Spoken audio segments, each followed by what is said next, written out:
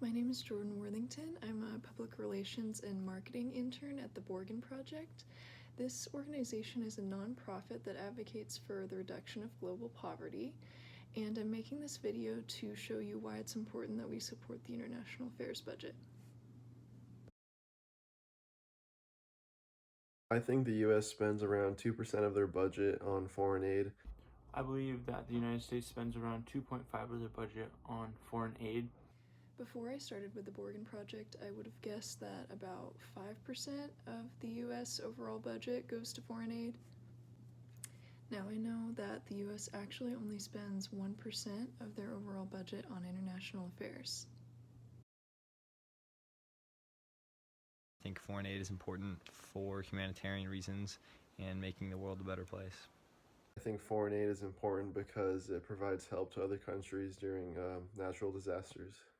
Foreign aid is very important in the United States to ensure security for all citizens.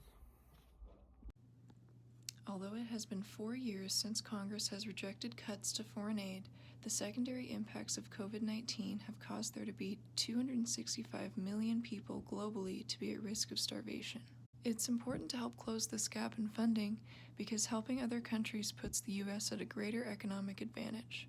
Several countries that have received aid from the U.S. in the past now receive some of the most foreign exports from the U.S., such as India.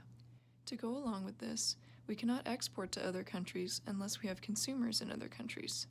Pulling people out of poverty will make them be able to afford more than just the bare necessities, which will help our economy in the long run. Helping the poor also increases national security.